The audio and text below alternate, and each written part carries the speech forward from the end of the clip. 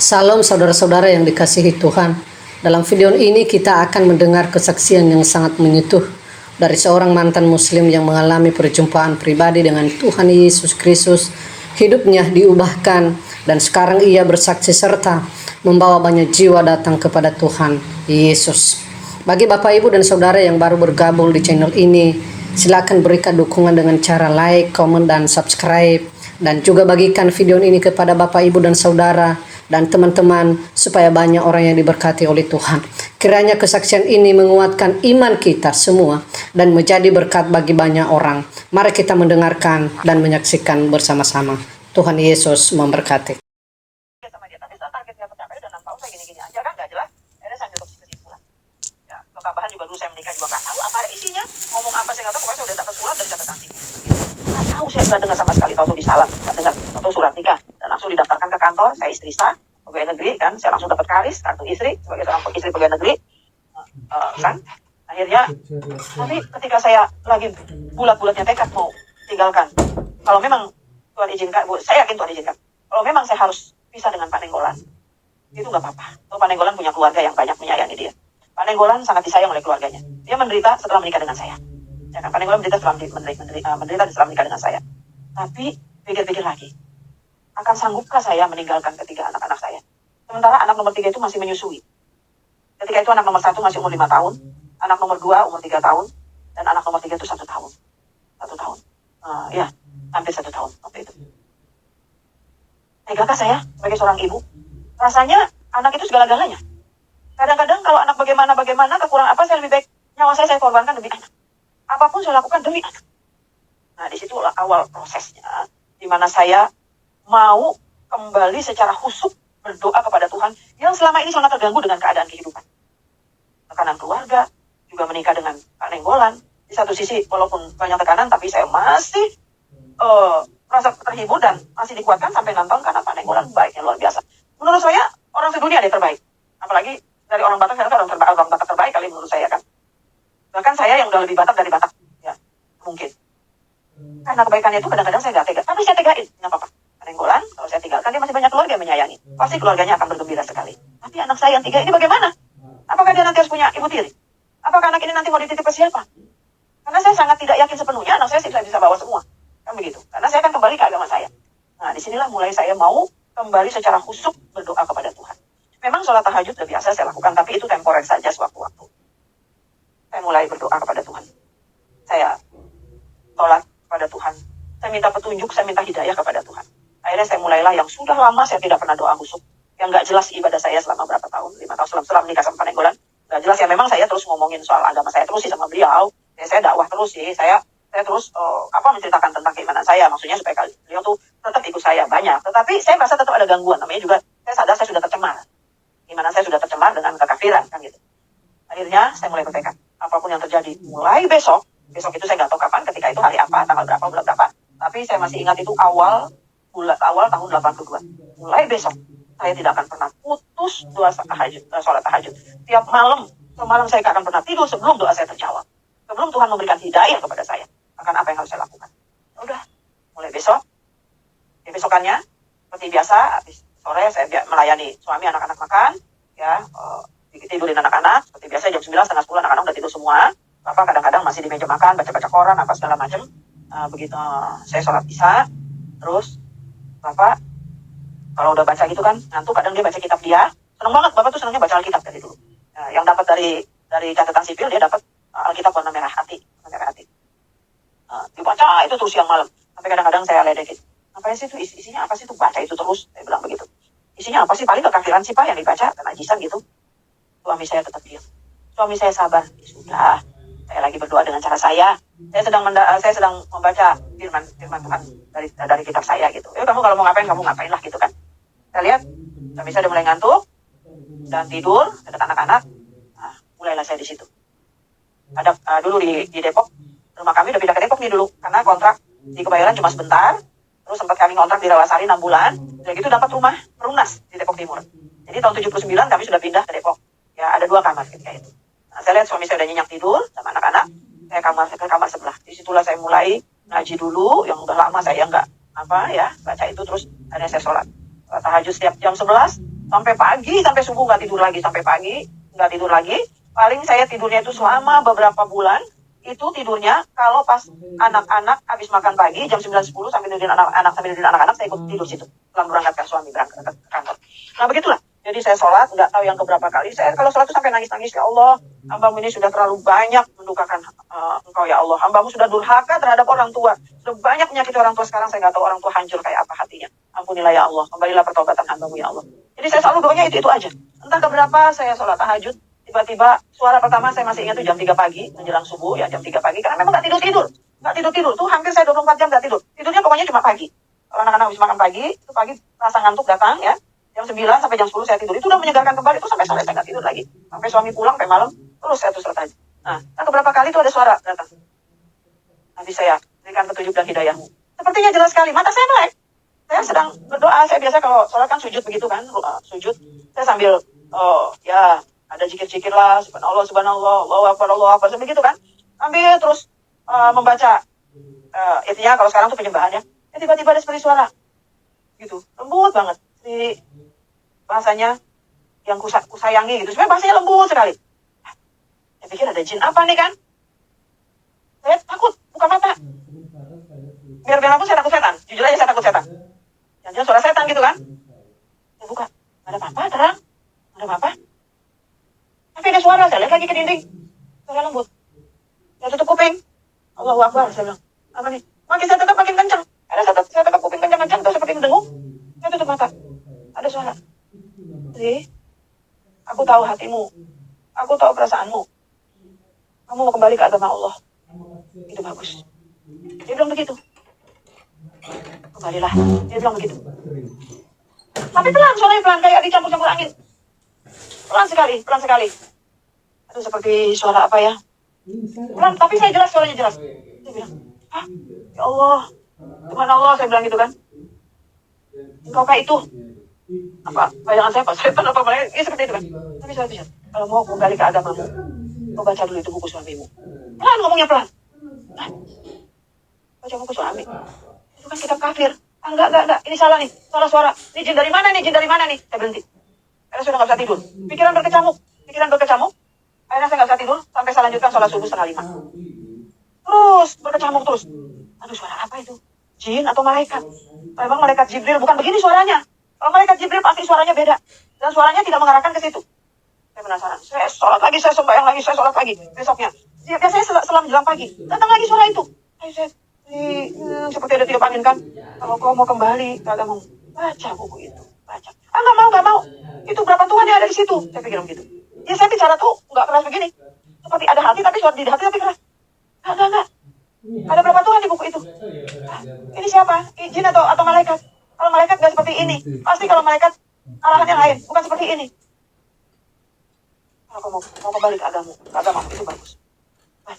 Baca buku suamimu. Jelas sekali. Dan makin saya tutup kuping saya tuh, kan mendengung itu makin jelas suaranya, makin jelas.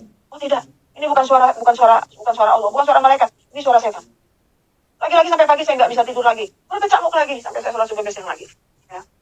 Saya lanjutkan lagi, entah beberapa kali lagi. Itu dari suara pertama kedua masih berapa kali lagi.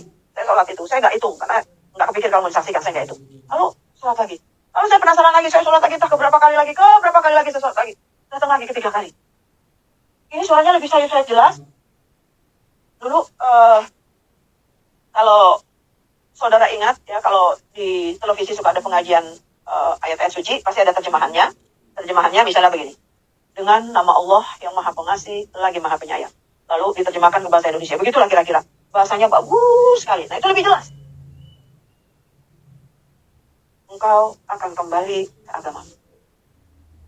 Bacalah buku itu. Nah, saya ingat kata bacalah itu. Saya pernah, dulu Nabi saya kan, waktu dapat wahyu pertama, Iqra katanya, bacalah gitu kan. Saya ingat itu, ini kok bacalah buku itu. Terus tentang lagi saya, kok saya dijaga terus baca itu? Saya enggak mau. Sekali saya tidak mau baca, karena saya belum tentu kuat melawan jin yang ada di sana. Saya belum tentu kuat. Berkata begitu. Dalam hati saya itu seperti saya ngomong keras begitu. Datang suara. Aku tahu. Kali ini tidak dipaksa. Dia bilang, tapi suaranya lambat sekali, ada intonasi. Bagus sekali. Dengarnya juga enak sekali, enak sekali. Kamu baca saja. Mau dipercaya atau tidak apa-apa. Lepas kamu mau percaya atau tidak apa-apa. Tapi baca saja. Terus ada lagi kata yang paling saya senang di ujungnya. Kalau kamu anggap itu satu buku yang najis, anggap saja itu novel. Oh, di suara itu ngomong-ngomong novel gitu. Anggap saja itu novel. Saya langsung tercelik. Waktu itu langsung disadarkan. Dengan kau baca itu, kau akan lebih memperdalam ilmu agamamu. Engkau akan bertambah ilmu agamamu. Sepertinya ada hati yang berdialog, ada suara yang berdialog seperti itu. Dan saya tetap, nah kalau ini sudah jam 4. Karena udah mulai di musola ngaji. Udah pada ngaji sebelum azan, ada suara-suara ngaji, jadi suara speaker di masjid itu udah mulai gelap-gelap gitu kan. Mau persiapan. Saya masih dengar itu. Iya juga ya. Anggap aja itu novel. Anggap aja itu buku bacaan. Dan saya orangnya senang membaca. Zaman itu memang hiburan kami ya bacanya novel, cerita bersambung, cerita pendek. Karena memang saya dulu nggak boleh kemana-mana. Kalau mau nonton itu izinnya susah sekali sama orang tua. Dulu zaman saya juga ada pesta-pesta kalau ulang tahun. Susah banget saya harus ngumpet-ngumpet. Perginya pura-pura bawa kantong kresek, bawa mukena gitu misalnya.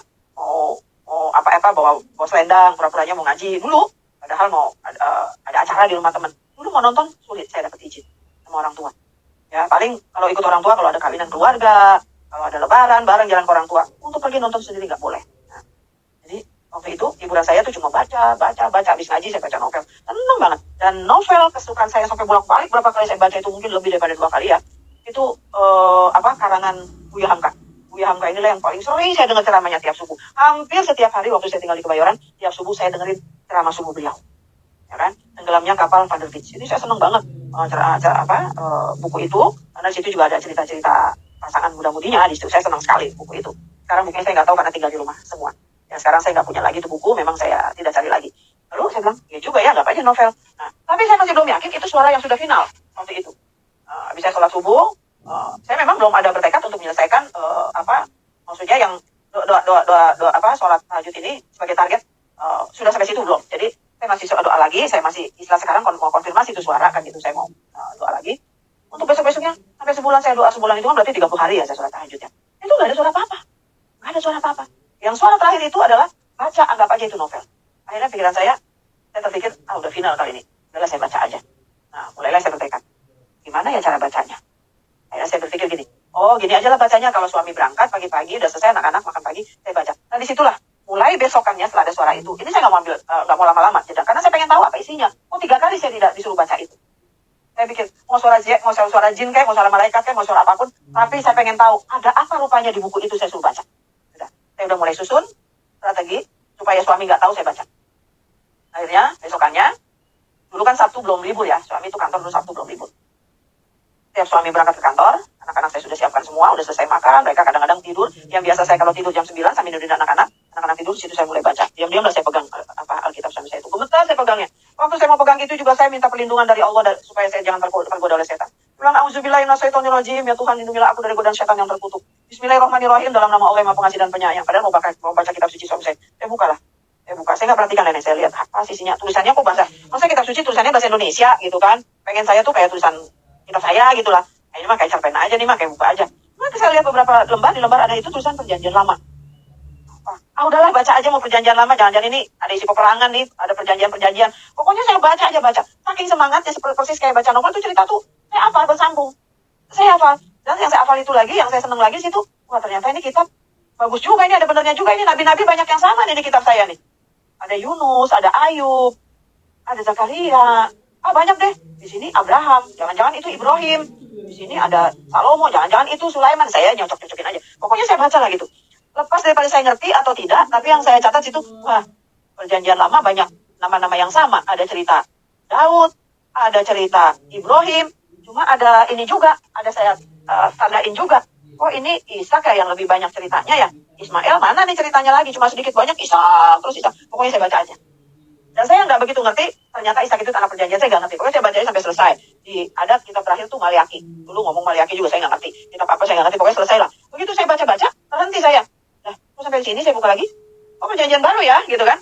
Apa sih artinya perjanjian baru? Saya nggak peduli, pokoknya harus selesai. Itu perintahnya begitu. Mau setan, mau jin, mau malaikat, pokoknya ada perintah. Ada apa di sini? Terus saya baca lah. Pokoknya saya baca. Pertama saya baca nggak begitu tertarik, karena silsilah. Lalu di situ ada proses, ada tentang kelahiran, ada Maria dan Yusuf, Itu Maria dan Yusuf, mungkin jangan-jangan ini Siti Mariam sama Yusuf. Saya pikir gitu kan. Saya baca tertarik nih. Tapi ini Yesus, Kristus, lahir di Bethlehem. Yang di sana bukan di Bethlehem. Udah baca aja lah, baca aja. Baca aja, pokoknya saya baca. Intinya setelah saya baca itu, Kejadian sampai Wahyu itu benar-benar banyak yang nggak ngertinya. Tapi banyak juga yang saya catat di dalam hati, yang menjadi satu pertanyaan di perjanjian lama yang saya terhibur, ada banyak nabi-nabi yang sama. Tapi di perjanjian baru ya, saya baca di Wahyu itu ada tentang surga.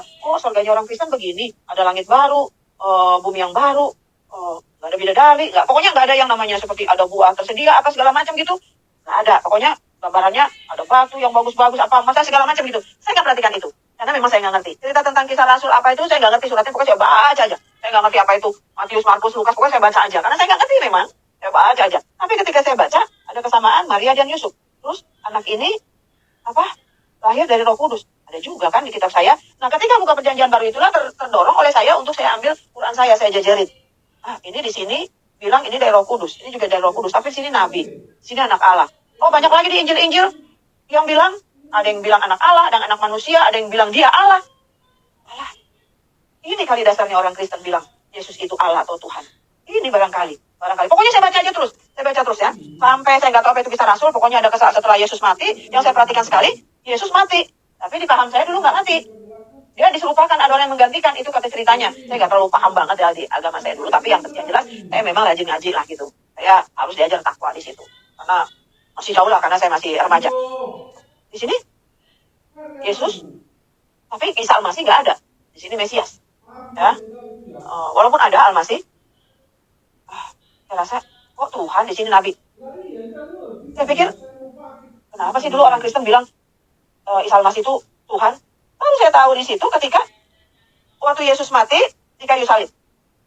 Pemahaman saya setelah saya ikut ceritanya, saya kagum banget sama pribadi Yesus itu. Kalau di kitab kami yang lama kan dia memang dari Roh Kudus, ya, dia bisa ciptakan burung, dia tuh yang berhikmat, bahkan bisa bahasa. Ya, dari dalam kandungan udah bisa bahasa lah, banyak lah di kitab kami dulu. Tapi di sini luar biasa. Pribadi Yesus yang saya kenal, sekali seumur hidup, satu-satunya di dunia, inilah pribadi yang sangat luar biasa. Kenapa luar biasanya? Saya lihat kok ada orang yang sesabar ini ya. Ada orang yang selembut ini ya. Diapa-apain gak balas, padahal dia mampu.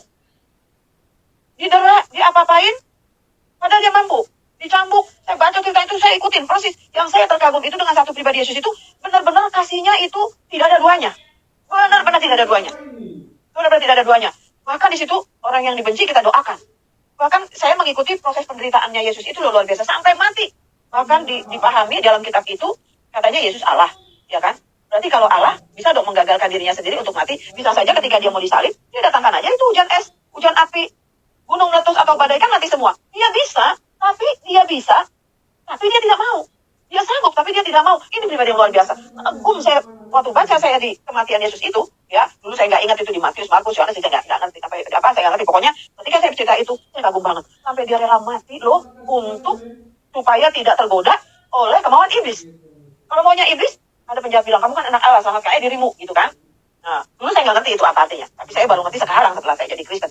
Terus, yang saya bayangkan ketika itu, iblis itu pasti maunya, ayo Yesus keluarkan kuasa kamu, lawan yang jahat dengan yang jahat. Ya berarti cacat kasihnya Yesus. Kagum sekali sama Yesus, karena sampai mati dia tidak keluarkan kuasanya. Padahal beberapa saat sebelum dia naik ke kayu salib kan dia masih melakukan mujizat. Tapi mujizat itu dia tidak lakukan. Di sini saya melihat ada satu kasih yang sempurna. Nah, mulai ada pertanyaan, siapa dia? Lalu mati. Waktu saya lihat kisah dia mati, kan saya belum tahu kalau Yesus bakalan bangkit. Saya sampai nangis-nangis bacanya. Ya ampun, ada pribadi yang kayak begini. Aduh, luhur banget sih. Ya, saya pernah juga baca-baca komik, baca-baca apalah gitu, jagoan-jagoan orang yang sehebat-hebatnya. Atau maaflah, nabi-nabi di perjanjian lama juga nggak yang sehebat itu, pasti ada cacatnya. Saya nggak mau sampai sebut nabi-nabi lain, pokoknya nabi yang di perjanjian lama juga semua baik-baik, tapi ada cacatnya. Tapi Yesus nggak ada cacatnya. Saya nangis. Ketika itu saya nggak ngerti apa yang saya tanya, tapi lihat perjalanannya itu loh. Aduh, didera, di apa, sampai mati, terkulai. Dia nggak melakukan mujizat, padahal dia bisa. Tapi saya secara otodidak dalam hati, iblis nih tersipu malu nih, nggak mampu nih iblis nih. Saya berkata begitu, udah cuma sampai situ. Berarti matinya dia ini mau ngalahin iblis. Kalau dia mau balas kejahatan yang berarti ngikutin maunya iblis. Cacat ya, dia rela mati. supaya sengat iblis atau masuk kekuatan iblis, dia matikan di situ. Karena iblis dengan berbagai macam cara menggoda Yesus supaya balas kejahatan dengan kejahatan itu. Bisa menghalalkan segala cara, mendemonstrasikan mujizat-mujizat yang untuk kesombongan, tapi iblis nggak mau. Lalu saya lihat lagi, baca lagi, nah, kok bangkit dari kubur? Saya nggak ngerti apa itu hari pertama dalam minggu itu. Dulu saya nggak tahu. Yang saya tahu kan hari pertama dalam minggu kan Senin, ya kan? Zaman dulu. Hari pertama dalam minggu itu. Kan nggak disebut ya hari minggu waktu itu. Di situ hari pertama dalam minggu itu. Saya nggak ngerti lah hitungan Yahudi waktu itu. Pagi-pagi sekali bangkit. Saya pikir ini dongeng apa? Oh benar bangkit. Saya ikutin lagi ceritanya. Dia menampakkan diri sesudah bangkit itu. Terus ada lagi dia naik ke surga. Hah? Naik ke surga? Siapa nabi yang bisa naik ke surga? Yang naik ke surga kan harusnya turun dari surga. Hati saya berkata begitu. Asik sekali baca. Saking asiknya itu saya semangat banget sampai. Saya harus saksikan pada saudara. Saya baca Alkitab itu Kejadian sampai Wahyu. Dulu saya nggak tahu berapa jumlah surat itu. Nggak tahu. Dari 39 perjanjian lama, 27 perjanjian baru. Setelah tahu sih sekarang. Dulu saya nggak ngerti. Oh saya baca tuh semangat banget. Karena enak banget ceritanya. Aduh ini satu tokoh luar biasa. Saya anggap itu satu tokoh. Wah Superman yang luar biasa tuh Tuhan Yesus waktu itu. Lalu dia naik ke surga. Hah? Naik ke surga? Naik ke surga. Yang di surga kan cuma Allah, saya bilang gitu kan. Cuma malaikat. Dia naik ke surga. Dia hidup. Dia mati cuma 2 hari. Cuma 2 hari. Jumat mati. Ya. Terus hari ketiga. Penasaran. Terus ada lagi janji-janji Roh Kudus. Saya nggak ngerti ini blank. Saya nggak tahu. Apa itu Pentakosta. Apa itu Roh Kudus. Saya nggak tahu. Tapi yang pasti setelah Yesus naik ke surga, dia tetap ada di surga. Saya baca terus. Lalu saya baca lagi kisah Rasul. Dulu saya nggak tahu kisah Rasul. Pokoknya kisah setelah Yesus mati. Murid-murid yang sesudahnya itu. Murid-murid sesudah di Injil-Injil itu. Saya baca surat-suratnya. Pemberitaannya itu mengakui selalu bahwa Tuhan Yesus Kristus. Semua mengatakan bahwa Tuhan Yesus Kristus. Berarti memang dia Tuhan dong. Dan banyak bicara Roh Kudus. Lalu siapa lagi Roh Kudus? Pokoknya singkat cerita saya selesai. Wahyu. Di Wahyu nggak bicara macam-macam tentang itu. Hanya bicara tentang surga. Sama penghukuman. Sama cerita tentang kebinasaan. Penghukuman kekal. Itu pun saya nggak ngerti. Pokoknya saya baca aja. Tapi yang saya tertarik. Pertama, di perjanjian lama, hanya saya melihat ada kesamaan. Yang kedua, ketika saya baca kisah Yesus, itu saya kagum banget sama pribadi Yesus. Yang ketiga, yang saya sangat ketika itu secara pribadi merasa pengen punya, ya, kata-kata jaminan keselamatan itu. Pengen banget saya punya jaminan keselamatan. Jujur saya walaupun sudah bertakwa dulu, untuk mati itu takut. Biar bagaimanapun saya bukan orang suci. Walaupun iman saya, agama kami menyelamatkan. Tapi kalaupun saya mau diselamatkan melalui penyucian api neraka gitu loh. Api neraka. Jujur saya takut mati. Ngebayangin baru sampai di liang kubur, baru berapa langkah yang ngantar saya udah ada pertanyaan, man roh buka, man kita buka, man roh sulika. Itu malaikat mungkar dan nakir. Wow, itu saya takut. Nah di kitab ini, di perjanjian baru, berani banget. Khususnya seorang pribadi Yesus sebelum dia mati, dia bilang, akulah jalan dan kebenaran dan hidup. Saya nggak tahu dulu ada di mana tuh ayatnya, yang ternyata ada di Injil Yohanes 3:16. Begitu besar kasih Allah bagi setiap orang percaya kepada dia, pada Yesus, tidak binasa, melainkan beroleh yang kekal. Karena binasa itu kan neraka, hidup yang kekal kan surga. Oh, ada janji seperti ini ya. Tapi yang lebih berani itu ya Yohanes 14:6. Tidak ada seorang pun sampai kepada Bapa. Kenapa saya ketika itu punya pemahaman tidak ada langsung sampai kepada Bapa? Pemahaman saya kalau udah Bapa itu surga. Karena waktu saya baca di Matius sebelumnya, di Matius 6, ada doa Bapa kami di situ. Tapi saya nggak tahu kalau itu rangkaian doa Bapa kami, saya baca aja. Setelah saya jadi Kristen baru tahu ternyata itu doa Bapa kami. Dia katakan begini, Bapa kami yang di surga. Nah, berarti kalau tidak ada seorang pun yang sampai ke surga, tidak melalui aku, berarti jalan satu-satunya dia dong. Bahkan setelah saya baca lagi di surat-surat sebelumnya, yang sekarang setelah saya tahu itu di Kisah Rasul, itu saya coret sampai saya stabilo waktu itu. Sampai saya garis merah gitu. Bahwa di bawah kolong langit ini tidak ada nama lain yang olehnya kita diselamatkan. Itu sampai sekarang Alkitab saya yang udah tuh, saya garis bawah itu. Ini kan jawaban doa saya bertahun-tahun. Tiap akhir sholat, tiap akhir doa selalu saya berdoa kepada Tuhan. Robbana atina fid dunya hasanah wa fil akhirati hasanah wa qina azabannar. Ya Tuhan, berikan saya kebahagiaan di dunia, kebahagiaan di akhirat, dan jauhkan saya daripada api neraka. Dulu saya selalu berdoa begitu. Seolah-olah hati saya berkata, ayat-ayat itu jawaban doa saya. Apakah ini benar-benar? Aduh, enak banget ya jadi orang Kristen. Kitabnya ini benar-benar jaminan keselamatan banget. Itu tertariknya saya. Pertama, perjanjian lama ada kesamaan Nabi. Yang kedua, pribadi Yesus sangat berkesan buat saya sampai sekarang. Saya kalau saking kagumnya, saking terharunya, sampai sekarang suka meneteskan air mata. Ada orang yang sehebat itu di dunia ini. Ada kasih yang seagung itu di dunia ini. Itu yang membuat saya bertahan menderita setelah saya terima Yesus. Setelah saya terima Yesus, juga penderitaan banyak. Lalu, jaminan-jaminan keselamatan. Singkat cerita saya selesai. baca Alkitab. Menurut pemahaman saya secara otodidak ketika itu, setelah saya baca Alkitab, saya mulai bertanya, kok nggak ada kata Tritunggal ya? Kok nggak ada kata Trinitas ya gitu kan? Saya cari nggak ada gitu. Saya mendapat jawaban, ada lagi jawaban. Waktu saya baca di Matius pasal 6, dikatakan, datanglah kerajaanmu, jadilah kehendakmu di bumi seperti di surga. Saya nggak ngerti apa itu arti datanglah kerajaanmu. Tapi yang saya garis bawahi di situ, jadilah kehendakmu di bumi seperti di surga. Kehendakmu di bumi seperti di surga, artinya hidup bahagia di dunia dan di akhirat itu sebenarnya kehendak Allah. Tapi kalau saya dulu, saya berkehendak, saya minta. Alkitab, yang namanya bahagia di dunia wa fil akhirat adalah kehendak Allah. Bukan kehendak kita. Kalau kehendak kita bisa saja tidak terjadi. Tapi kalau kehendak Allah pasti jadi. Ketika itu pemahaman saya begitu. Waduh, enak banget nih orang Kristen. Aduh, berbahagialah orang Kristen yang punya kitab ini. Semua orang Kristen ini jangan-jangan masuk surga ya. Dalam hati saya. Lalu saya mulai tergelitik mempelajari Roh Kudus. Ini Roh Kudus, apalagi nih ya? Orang Kristen kok bilang adalah Bapa, Allah Putra, Allah Roh Kudus. Bingung saya. Saya cerna-cerna. Oh, jangan-jangan begini. Emang saya pernah lihat sih di Matius ya. Di Matius pasal 28. Baptisan mereka dalam nama Bapa, Putra, dan Roh Kudus. Tapi kan saya nggak ngerti. Itu nggak ngerti apa artinya. Tapi yang saya pemahaman secara pribadi begini. Jangan-jangan Bapa, Yesus, sama Roh Kudus, dia juga. Ini jangan-jangan. Ya kan? Inilah yang nanti yang melatar belakangi saya sekolah teologi setelah saya bertobat. Jangan-jangan Bapa, Yesus, dan Roh Kudus, dia juga. Akhirnya saya pikir-pikir sendiri. Terserah mau disalahkan, tapi ketika itulah pemahaman awam yang saya baru pertama kali tahu. Di hati saya begini. Sehingga saya mengerti. Secara otodidak ketika itu dalam kebodohan saya, ini kali yang dimaksud Tritunggal, ini mungkin Tritunggal. Tritunggal itu Allahnya, sebenarnya orang Kristen itu Allahnya satu dalam hati saya. Kenapa? Kalau Allah yang disebut Bapa, itu pada mulanya adalah roh. Saya lihat di Kejadian 1, pada mulanya roh Allah layang-layang di permukaan bumi. Terus, orang berdosa. Di perjanjian baru ngomongin penebusan. Jangan-jangan, Yesus itu yang menyelesaikan dosa. Kenapa harus Yesus? Karena dia yang pribadinya agung. Kayaknya dia orang udah paling suci lah di dunia. Sampai sejak dunia ini ada, sampai dunia ini tiada, dia orang paling suci. Pemahaman saya ketika itu seperti itu. Jadi hanya orang suci yang bisa menyucikan dosa.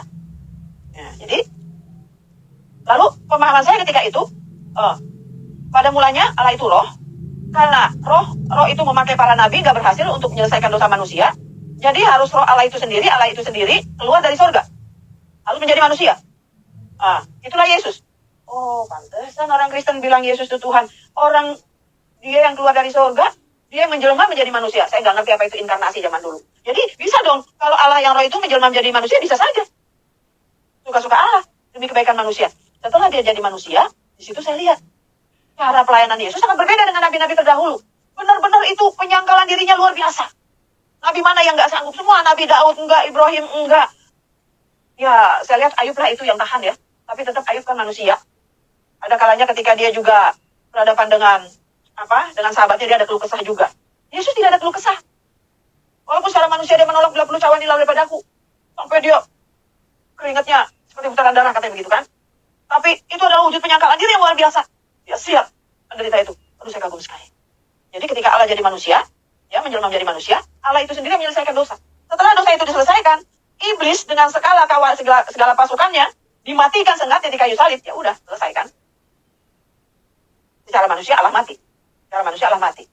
Tapi dunia membuktikan, menurut pemahaman saya lagi nih, ketika itu secara orang awam, dalam keadaan bodoh, ya, dia hanya mati 2 hari. Tiba-tiba ketika dia bangkit. Ya bangkitlah dalam hati saya. Mana mungkin kalau memang Yesus dipahami sebagai Tuhan, dia adalah pencipta. Mana mungkin tanah itu yang diciptakan mampu menghimpit tubuhnya yang penuh dengan kemuliaan. Dengan kata lain, bumi pun memuntahkan tubuhnya. Mengeluarkan tubuhnya. Bumi itu tidak sanggup menghimpit tubuhnya penuh dengan kemuliaan. Pemahaman saya ketika itu. Apakah ada yang membuktikan? Yesus bangkit? Ada murid-muridnya. Ratusan orang. Lalu, naik ke surga. Benar dia Tuhan. Yang naik ke surga, itu yang turun dari surga. Lalu siapa lagi? Roh Kudus ya. Nah, udah. Berarti 2 Tritunggal sudah saya dapat. Pemahaman saya secara awam. Berarti, Bapa dan Yesus satu. Lalu Roh Kudus. Roh Kudus. Saya nggak tahu itu Roh Kudus. Yang saya tahu, setelah tahu bahasa Ibrani, Roh Kudus itu roh yang terpisah daripada roh yang lain. Tapi ketika itu, yang saya tahu suci. Ya, Roh Kudus. Dipakai Roh Kudus, istilah zaman itu, roh yang beda. Artinya bukan roh setan, bukan roh jin. Roh Kudus ya Allah. Ya Roh Kudus jangan-jangan roh yang mula-mula juga. Cuma sebutan pada zaman itu dibilang Roh Kudus. Roh Kudus ya jangan-jangan roh yang mula-mula sebelum roh itu menjadi manusia. Pemahaman saya seperti itu. Berarti roh Bapa, Putra, dan Roh Kudus dia juga dong. Berarti salah saya dulu bilang orang Kristen Allahnya 4. Bahkan saya lihat di kitab kita, nggak ada Allah 4. hanya ada 3 nama. Bapa, Putra, dan Roh Kudus. Nah, saya puas. Saya sendiri sudah diri saya sudah menjawab bahwa orang Kristen Tuhannya satu. Saya nggak ngerti itu istilah satu kesatuan, keesaan, ketika itu saya nggak ngerti. Pokoknya dia juga pengertian saya, kan begitu. Nah, itu jawaban yang sangat prinsip banget buat saya. Jadi saya kagum dengan pribadi Yesus, kagum dengan jaminan keselamatannya, ya. Saya mengerti yang selama ini momok banget buat saya. Allah Tritunggal, Allah Bapa, Putra, dan Roh Kudus. Dan saya punya pemahaman secara awam ketika itu. Dia juga. Tapi yang saya bahagia baca buku itu. Bisa nggak ya kalau saya percaya ini tanpa jadi Kristen gitu loh. Saya mau surganya gitu kan, gitu. Saya mau surganya dalam hati saya. Itu nggak sampai 3 bulan saya selesaikan. 66 buku saya baca. Karena asik banget bacanya, asik banget. Pokoknya saya tuh kalau baca Alkitab di Perjanjian Baru, kalau yang pribadi Yesus, persis kayak pribadi kalau nonton film tuh saya kagum pribadi, tapi tetap ada cacatnya. Tapi Yesus tidak ada cacatnya. Dan pada akhirnya, dia tampil sebagai pemenang raja di atas segala raja. Saya makin kagum karena di Wahyu ada juga yang saya ngerti dikit-dikit. Di situ dikatakan anak manusia, raja di atas segala raja, begitu. Wah, jangan-jangan ini Yesus Tuhan ini. Begitu. Oke. Singkat cerita saya sudah selesai baca itu. Suami tidak tahu. Tidak tahu. Ini kejadiannya selesai saya baca Alkitab itu tahun 82, bulan-bulan Juni atau Juli atau Agustus. Saya ingat. Akhir Juli, karena Agustus kami masih, saya masih tanya-tanya tetangga untuk cari pendeta. Nah, saya masih ingat Juli. Lalu saya sudah selesai. Saya hafal tuh ayat-ayat sebagian yang tertarik saja saya hafal. Lalu saya tanya sama tetangga, ada tetangga kami yang kawin campur, 2 rumah dari kami, suaminya Sunda, agama sama dengan saya, dan istrinya Kristen. Mereka beda agama juga. Saya tanyalah saking penasarannya. Saya ingin memperdalam gitu, gimana sih kalau jadi orang Kristen? Orang Kristen kayak gimana sih? Padahal saya tahu sama Bapak itu orang ahlinya tahu bagaimana jadi Kristen kan suami saya. Tanya sama tetangga, Bu, kalau menjadi Kristen gimana Bu? Gitu. Kenalin pendeta dong Bu, gitu. Saya diledek sama tetangga saya. Itu di Depok, rumahnya kira-kira 3 rumah dari saya. Bu Nenggolan, Bapak tuh mualimnya, maksudnya ulama Kristen. Masa saya yang ditanya, saya ke gereja juga jarang. Sebulan belum tentu ke gereja. Bapak dong tuh yang hari-hari aktif tanya. Udah deh Bu, gak usah ngomong gitu. Nah gitu kan, akhirnya saya cari, saya cari sendiri. Satu kali saya pergi ke satu gereja yang jauh, ya kan. Saya tanya situ ketemu majelisnya. Majelisnya bilang, saya tanya, kalau menjadi Kristen gimana Bu? Ibu Islam atau Kristen? Saya Islam. Oh, katekisasi dulu Bu. Kalau di sini ya hampir 1 tahun deh. 8 bulan atau 10 bulan saya lupa ya. Terus tiba-tiba dia tanya, Ibu mau ketemu pendetanya? Oh, saya kayaknya tanya. Saya bisa, kalau di gereja ini pimpinannya siapa ya Bu? Ustadznya. Saya bilang gitu. Oh, Ibu mau ketemu pendetanya? Dia bilang. Boleh. Kenalan saya dengan seorang pendeta jemaat, ya seorang dokter waktu itu. Saya nggak tahu beliau sekarang masih ada atau enggak. Dia tanya sama saya, ada yang saya bisa bantu Bu dengan penuh kasih ya. Saya nggak cium tangan tuh. Saya hampir cium tangan tuh, tapi nggak usah salaman aja. Dia hampir cium tangan kan. Mau tanya Pak, kalau mau jadi Kristen gimana ya? Gitu. Ya, Ibu dikatekisasi dulu. Ibu mau saya arahkan? Ya, itu saya diarahkan gitu. Tapi pikir-pikir, rumah saya jauh, ya kan? Jauh dari situ. Akhirnya dari seorang teman saya yang pernah bilang, oh kamu kalau mau tanya pendeta ini, saya kenal nih orangnya, gitu kan? Saya kenalin ya, gitu. Akhirnya saya kenal dengan satu pendeta lah. Nah, dari pendeta itu, akhirnya saya, sama seperti waktu saya datang ke gereja yang pertama itu, saya tanya, ingin jadi Kristen, pendeta itu tanya. Pendeta itu beritahu saya, kalau Ibu mau jadi Kristen, Ibu dibaptis dulu, ya. Ibu udah bisa ikut lah, nanti kalau mau, katekisasi. Kalau Ibu mau jadi Kristen, katekisasi dulu, belajar dulu, baru nanti kami baptis, gitu kan. Oh iya Pak, kapan Pak mulai belajarnya? Karena kebetulan, lusa ya, 2 hari lagi, ada belajar. Ada nanti hari Sabtu malam, habis kebaktian pemuda, saya nggak ngerti apa itu arti kebaktian pemuda. Terus kebaktian pemuda, ya, jam 8, setengah 9 lah kita ada katekisasi, cuma 1 jam, katanya gitu, setengah 10 selesai. Oh baik Pak, saya datang ya. Anak-anak saya bawa tuh. Anak kecil, yang kecil anak saya bawa, yang karena kan waktu itu masih menyusui, saya bawa. Waktu pertama kali yang saya ikutin pelajaran, saya satuin sama anak-anak muda, anak-anak yang kayak SMA gitulah, disatuin gitu. Terus satu pendeta itu ngomong tentang siapa Yesus, ada ayat-ayat yang masih saya hafal gitu. Terus saya suka nyetuk gini, pendeta yang tertulis di sini ayat sini kan? Iya. Terus saya ditanya di pertemuan kedua atau ketiga tuh, waktu saya katekisasi. Mohon maaf Ibu sebetulnya Kristen atau agama lain ya? Saya agama lain Pak, gitu. Mau hafal ayat itu? Ya satu-satu yang hafal saya baru belajar Pak, gitu. Karena belajar ini saya mau tahu, saya ingin percaya, mau kayak yang di kitab ini gimana caranya gitu. Oh, Ibu udah baca Alkitab? Iya, gitu. Tujuan Ibu sini memang Ibu mau terima Yesus. Dia bilang, saya nggak ngerti apa arti terima Yesus, kayak orang terima buku aja gitu kan. Ibu mau percaya Yesus? Nggak ngerti juga, enggak, pokoknya saya mau jadi Kristen, saya bilang gitu. Saya nggak cerita kalau suami saya Kristen. Jadi Kristen, oh iya katekisasi dulu. Tapi Ibu udah baca, itu banyak Ibu yang hafal. Udah hafal. Kalau nggak salah 3 kali, 4 kali katekisasi saya lupa. Lalu langsung, pendeta itu nawarin, Bu, hari Minggu, saya catat ini tanggal baptisan saya. Kemarin saya lupa, saya pernah ngomong Oktober ternyata. Surat baptis saya dibaptis tanggal 26 September tahun 82. Nah, pendeta itu bilang begini. Bu, kalau ibu mau dibaptis, ibu saya ikutkan ke baptiskan gelombang yang ini ya, minggu depan ya, tanggal 26 September. Mau nggak? Gitu. Oh, boleh aja. Saya bilang gitu. Boleh aja, Pak. Kalau saya bilang gitu. Emang boleh, Pak? Oh, boleh, boleh, nggak apa-apa. Lagi pula kan ibu yang udah dewasa, udah orang tua, dia bilang begitu kan. Udah orang tua, udah dewasa, jadi nggak apa-apa lah. Tapi nanti kalau habis dibaptis, kalau ibu mau katekisasi lagi, nggak apa-apa, nah, gitu kan. Nah, ya kalau memang nggak apa-apa sih, Pak. Nggak ada masalah, gitu kan. Nah, waktu itu karena saya dibaptis tanggal 26 September, jam 8 pagi, sepertinya 10 hari atau 2 minggu sebelumnya saya dibilang itu. Baiklah, Pak, gitu. Tapi saya ikut lagi sekali lagi. Nah, kira-kira seminggu sebelum dibaptis, saya ngomong sama suami, gitu. Pak, maaf ya saya pakai bahasa Betawi nih. Pak, gue besok minggu depan mau dibaptis. Kaget nih Pak Nenggolan. Ah, jangan main-main kamu, kalau agama jangan main-main gitu. Tahu apa kamu, katanya gitu kan. Orang kalau ngomong apa juga kamu buang muka, ngomongin tentang Tuhan saya juga buang muka, saya ngomong soal keimanan juga buang muka, apa lawan-lawan, katanya gitu. Bisa apa kamu gitu kan? Apa dasarnya kamu dibaptis? Gitu. Ya, saya udah belajar. Apa belajarnya? Di gereja itu. Siapa pendetanya? Ada gitu, saya bilang gitu. Berapa lama kamu belajar? Kata suami saya gitu. Lama sih gitu, saya bilang. Saya udah baca buku kamu situ, saya bilang gitu. Cuma saya takut menyeret-nyeret buku. Kan saya dulu dimarahin, kalau kitab suci nggak boleh coret-coret. Dulu zaman kami tuh nggak boleh coret-coret. Pengen buku Panenggolan saya coret-coret gitu kan.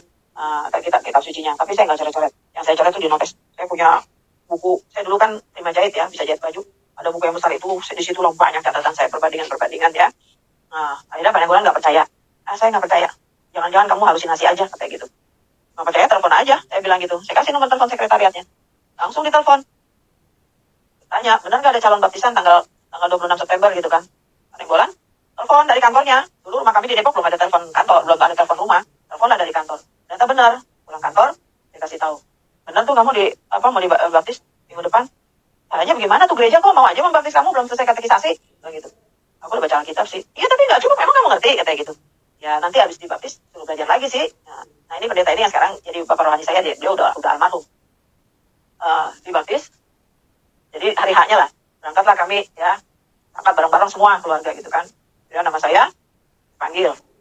Tiba-tiba ada nama lagi dipanggil di belakang saya. Bapak Nenggolan, kok suami saya dibaptis juga? Waktu itu yang dibaptis cuma ada berapa, 6 orang atau 5 orang gitu ya. Nah, kok suami saya ikutan nyemplung nih gitu kan. Saya nggak ngomong nyemplung sih, cuma dibaptis. Kok bisa? Rupanya suami saya ketika itu tergerak langsung mau ikut baptisan seperti saya gitu. Masih bengong-bengong, aduh. Begitu sampai dibaptis, saya kan ke kamar ganti, semua udah baju ganti gitu kan. Kami ada doa, terus langsung ada kesaksian, karena habis itu ada doa di situ. Langsung ada kesaksian. Terus saya tanya sama suami saya, Wah, kenapa ikutan gitu? Gak tahu, kencang sekali saya mau ikut baptisan kayak kamu tuh, kayak Tuhan Yesus gitu. Dibaptis. Untung memang saya bawa selalu, kalau di tas tuh, saya kan mana-mana karena punya anak kecil selalu bawa baju ganti banyak. Terus bapak juga saya bawain kaos gitu, bawa baju ganti, karena sering kalau lagi dibawa anak kecil tuh kan kadang bapak gendong anak suka ada kena coklat, kena apa. Jadi kalau pulang, untung saya bawa baju bapak juga. Lalu saya satu style itu bapak saya sampai ke pakaian-pakaian saya bawa gitu kan, karena ya punya anak kecil kemungkinan pasti kotor kan gitu, pasti ganti, pasti kadang kena gumuk juga, kena apa kan gitu. Dia bersaksi, tahu keras sekali saya, katanya gitu. Emang bisa gitu? Spontanitas apa mendadak, bisa mendadak gitu. Ya itu saya bisa, saya langsung gitu kamu dibaptis, saya cepat-cepat ngubungi Pak Gembala di sini langsung. Pak Gembala, Bapak mau dibaptis juga, ya udah cepet-cepet isilah formulir, kata isi namanya gitu. Langsung majelis di situ, ya udah Bapak bawa baju ganti. Biasanya itu saya bawa sih Pak gitu kan. Udah langsung peserta terakhir dibaptis, suami saya dibaptis. Nah mengagetkan lagi, begitu sampai ke rumah kan di Depok, ya saya pulang lah. Ini tiba lagi deg-degan lagi saya. Begitu saya masuk ke gang rumah saya, depan rumah saya kok udah banyak orang. Kursi saya dari pinggir-pinggirin pakai tikar. Aduh saya mau disidang apa lagi nih? Deg-degan saya tuh sama seperti deg-degan saya seperti saya dulu mau dibakar bapak saya. Aduh, di sini kali umur saya ini mati. Karena habis dibaptis, takut saya ada apa-apa, jangan-jangan mati di sini nih dalam hati saya kan. Tapi begitu saya masuk, nah ini kok saudara Panenggolan banyak. Udah ada makanan. Yang lucunya ada makanan haram di situ. Makanan haram gitu saya. Apa-apa nih? Baru Panenggolan ngasih tahu. Saya diam-diam kasih tahu kamu. Diam-diam. Saya lapor sama keluarga. Dan mereka saking bersyukurnya, mereka bikin acara syukuran untuk baptisan kamu. Oh gitu. Alhamdulillah. Saya pikir saya mau dihakimi. Bukan dihakimi. Saya pikir saya mau dimatiin lah, mau disiksa dalam hati saya. Ternyata orang tuh saudara kamu. Saya pikir siapa gitu kan. Semua kenal. Ada ipar saya, ada tantenya suami saya, pada datang gitu kan. Dan saya nggak tahu acaranya. Pada kasih kesaksian lah, sambutan, ucapan selamat. Lalu hati saya tenang. Oke, saya dibaptis. Setelah dibaptis, sungguh suasana hati itu jauh berbeda luar biasa. Dari berbagai kecamuk, tekanan, nggak tabah, rasa takut, bimbang, khawatir, hilang semua. Bukan berarti setelah saya dibaptis, terima Yesus sebagai Tuhan Juru Selamat, bukan berarti penderitaan nggak ada. Penderitaan tetap ada. Karena kami nggak kaya, itu penghinaan tetap ada. Udah kawin sama orang Batak, Kristen lagi nggak kaya, begitu. Penderitaan tetap ada. Disinilah saya merasakan mukjizat yang luar biasa. Sepertinya ketahanan yang ada pada saya itu bukan saya. Saya itu seperti bukan saya. Benar-benar pribadi saya mati sama sekali. Saya punya ketabahan, saya punya kesabaran, saya punya ketahanan iman. Sangat-sangat luar biasa. Bahkan hati itu selalu ikhlas dan damai. Orang bikin jahat, orang menghina, orang ngatain, orang cemooh, orang ngutuk. Itu saya bisa terima dengan ikhlas dan damai. Dengan mudahnya berkata, puji Tuhan. Tuhan berkatilah orang itu Tuhan. Padahal udah kayak apa saya diberkati? Kayak apa orang saya keadaannya begini? Artinya dalam kalau ukuran materi. Emangnya saya siapa? Belum ada standar sebagai orang yang diberkati. Tapi sesudah dibaptis itu benar-benar sepertinya. Aduh, ibarat orang sakit gigi, hilang. Terus tidak kumat-kumat lagi. Mulai saat itu. Walaupun penderitaan ada, aniaya, cemooh, hinaan. Aduh, kadang-kadang sering kali ketidakadilan juga saya terima. Tapi saya tahan dan Tuhan kasih kemampuan untuk saya sampai saat ini tidak membalas kejahatan dengan kejahatan. Sampai saat ini. Karena saya itu bukan saya. Bukan. Sampai akhirnya saya jalani kehidupan satu iman indah sekali. Kayaknya makin indah, udah panenggolan orangnya baik banget. Tambah saya seiman, dia tambah sayang, tambah indah, itu yang namanya hidup. Dan mulai saya jadi orang Kristen. Anak saya wajibkan baca Alkitab. Masih kecil-kecil. Masih kecil-kecil udah saya suruh doa giliran. Saya ya setengah paksa. Harus saya selagi udah bisa baca Alkitab, saya suruh baca. Minimal beberapa ayat yang penting, target harus mereka selesai baca Alkitab itu. Sebabnya sampai sekarang, cucu-cucu juga saya wajibkan baca Alkitab. Harus selesai Alkitab itu dari perjanjian lama sampai perjanjian baru. Jangan ilmu yang lain sudah tahu, tapi Alkitab aja nggak tamat. Jadi saya alasannya sama cucu-cucu begitu.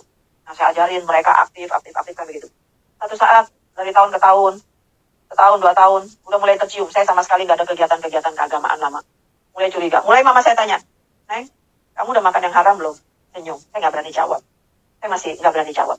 Itu saya rasa itu bukan saya takut, bukan saya tidak siap pikul salib, bukan. Tapi menurut saya, ya ketika saya pahami sekarang, sepertinya itu hikmat. Terus, Neng, kamu udah ke gereja ya? Diam. Terus, Neng, kamu udah nggak ngaji lagi ya? Diam. Neng, kamu udah nggak sholat lagi ya? Diam. Sampai akhirnya klimaks tahun 87.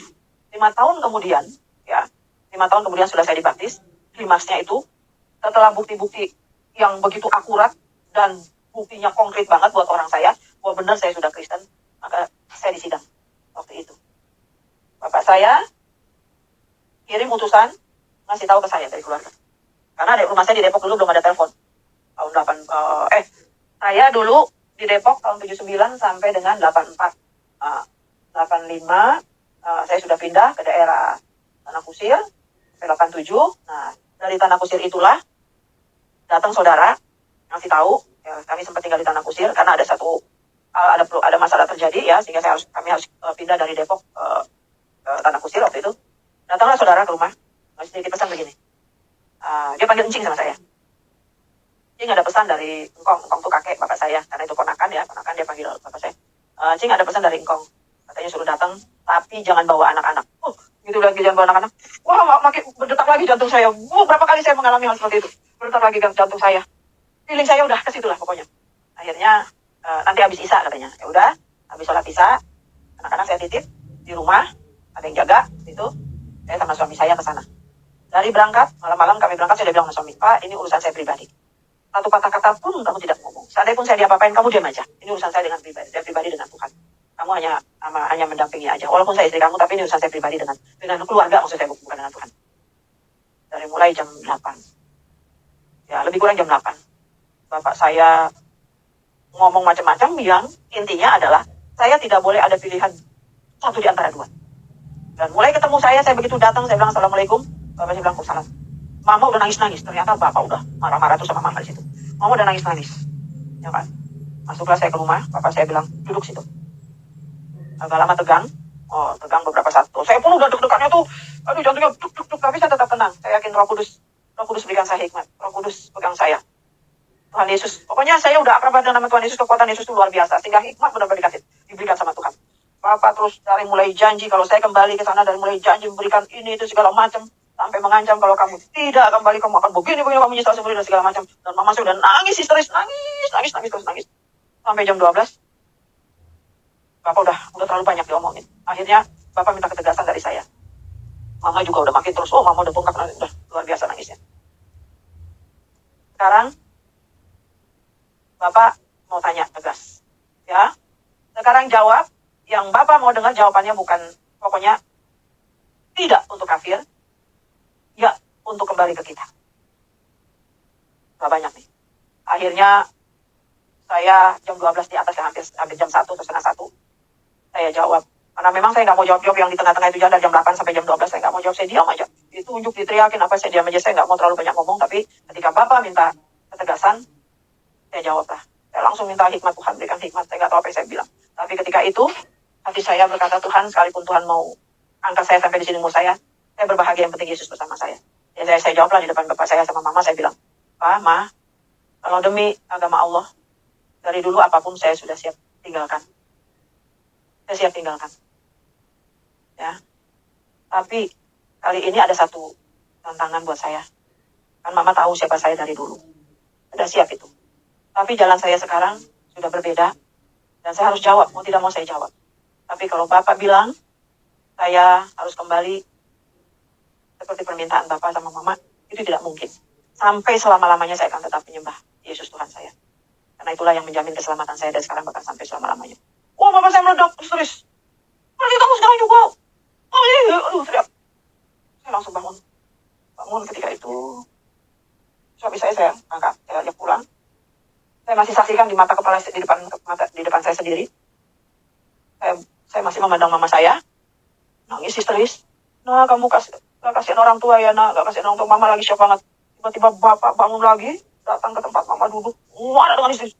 Ini semua kamu yang salah. Mama saya bilang gitu. Ini semua gara-gara kamu tidak becus mencetak anak seperti ini. Wah, kata-kata kasar.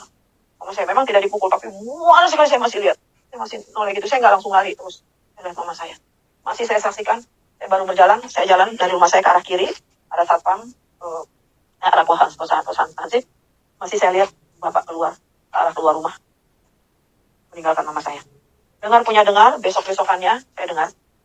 Sampai beberapa bulan memang saya nggak ketemu. Mama saya ditinggalkan begitu saja. Sampai mati, sampai Bapak saya dipanggil Tuhan, tidak diberi nafkah lahir dan batin.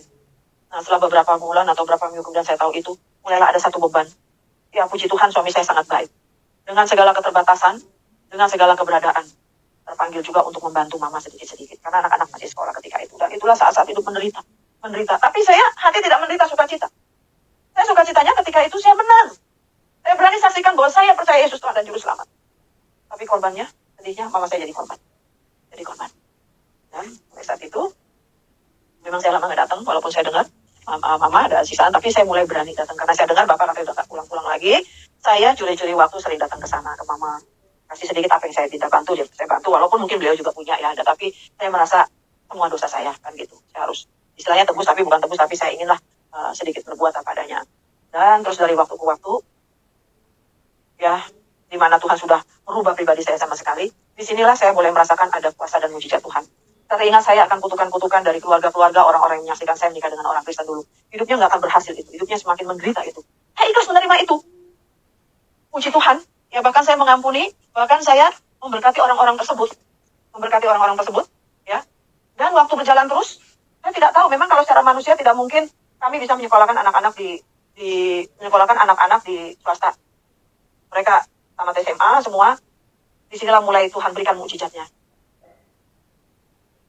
Nomor 1, mujizat luar biasa. Saat kami bingung, Tuhan, saya yakin Tuhan tidak akan mempermalukan kami. Walaupun kami tidak kaya, tapi Tuhan akan memuliakan kami pasti dari hal yang lain. Kalau soal iman, saya bangga punya Yesus. Walaupun saya tidak punya harta, tapi saya bangga punya Yesus. Saya bangga pribadi saya dirubah. Ini bukan saya sekarang, karena saya tuh sekarang tahan banget. Kalau dulu saya cengeng sebelum punya Yesus. Tidak tambah hidup saya. Gampang membalas kejahatan dan kejahatan. Tapi kalau sekarang benar-benar ikhlas terus. Saya tidak pernah memberi tangan hati pikiran saya untuk membalas kejahatan dengan kejahatan. Kalau bukan karena Tuhan yang membukakan untuk klarifikasi, tidak. Kalau niat untuk membalas, tidak ada. Akhirnya Tuhan angkat satu persatu. Anak nomor 1 tamat SMA. Tuhan izinkan masuk, terima di UI. Puji Tuhan. UI itu sekolah termurah waktu itu. Anak yang kedua, terima lagi sekolah termurah. UI, bahkan 2 fakultas. Ekonomi dan hukum. Anak ketiga, masuk lagi UI. Anak keempat, UI lagi. Luar biasa. Satu mujizat Tuhan.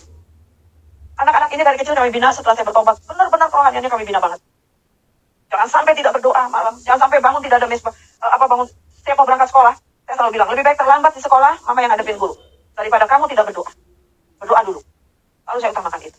Dan pulang, jangan pernah sisa waktu untuk Tuhan, udah ngantuk-ngantuk, malas-malas, baru berdoa. Habis makan langsung kita doa. Begitulah puluhan tahun, belasan tahun sampai mereka menikah semua. Dan mereka SMA sudah bantu-bantu pelayanan. Ya, karena mereka SMA, saya kami tahun 94. Saya sama suami tahun 94 sudah ditahbiskan pendeta. Dan pelayanan, yang melayani ya, yang ngurus anak-anak pelayanan semua. Dan sampai sekarang, anak-anak, puji Tuhan, ya saya harus saksikan ini, mereka semua berhasil, sudah berumah tangga, semua baik-baik, dan semua melayani Tuhan. Dan kebanggaan lagi, dalam tahun ini, walaupun anak nomor 1 dia sarjana politik UI, dia melayani Tuhan, Tuhan anugerahkan. Dia juga sudah ditahbiskan pendeta. Tepat pas ulang tahun pernikahan kami tanggal 28 September. Anak nomor 2 notaris. Dia S2 dari UI juga. Ambil MTH. Dia sudah ditahbiskan pendeta juga. Di waktu yang sama pas ulang tahun kami kemarin tanggal 28 September, ulang tahun pernikahan yang ke-44. Menantu, istri nomor 2. Dia S2 pendidikan. Ya. Selesai MTH-nya, dia pendeta. Ini anugerah terindah buat saya. Saya naik mujizat-mujizat lain. Banyak sekali mujizat yang Tuhan. Secara akal manusia saya tidak tahu. Ya, bagaimana cara Tuhan merubah, bagaimana Tuhan menyelamatkan secara manusia, saya mungkin sekarang sudah tidak ada secara manusia. Karena begitu banyak tekanan dan juga secara fisik juga. Tapi ini semua karunia Tuhan. Dan puji Tuhan, sampai dengan saat ini, Tuhan pulihkan, terus pulihkan. Bahkan Tuhan semakin muliakan. Dan anak-anak, semua, 4 sudah menikah dari 5, anak kami 5. Ya, menikah, yang sudah menikah 4. Ya, punya cucu 8. Anak kami 2 laki-laki, 3 perempuan, dan masih ada 1 yang belum menikah, yang bungsu. Dan semua sekarang yang melayani di gereja kami ya, Bapak Gembala, pendetanya, anak-anak yang pengurus, puji Tuhan, mereka semua pelayan Tuhan. Ya, itulah kesaksian saya, saudara. Lebih kurangnya seandainya ada kata-kata yang tidak berkenan, mohon dimaafkan. Tuhan memberkati. Demikianlah kesaksian ini. Kiranya Bapak, Ibu, dan Saudara semua diberkati serta dikuatkan untuk tetap setia kepada Tuhan Yesus. Kesaksian mereka ini bukanlah cerita yang dibuat-buat, melainkan kisah nyata dari kehidupan mereka, di mana hal yang tampaknya tidak mungkin terjadi dalam kehidupan mereka. Sejak mereka berjumpa dengan Tuhan Yesus, hidup mereka mengalami perubahan yang begitu ajaib, dan semua doa-doa mereka dijawab oleh Tuhan Yesus. Karena itu, mari bagikan video kesaksian ini kepada keluarga, sahabat, dan orang-orang yang terdekat kepada Bapak Ibu, supaya mereka juga dikuatkan dalam iman. Siapa tahu ada di antara mereka yang sedang mengalami pergumulan atau tantangan hidup, dan melalui kesaksian ini mereka kembali dikuatkan, dibangkitkan semangat mereka kembali, serta menemukan kebenaran yang sejati, dan mereka tidak ragu-ragu lagi karena mereka telah menemukan Yesus Kristus dalam kehidupan mereka. Terima kasih, sampai jumpa di video selanjutnya. Tuhan Yesus memberkati.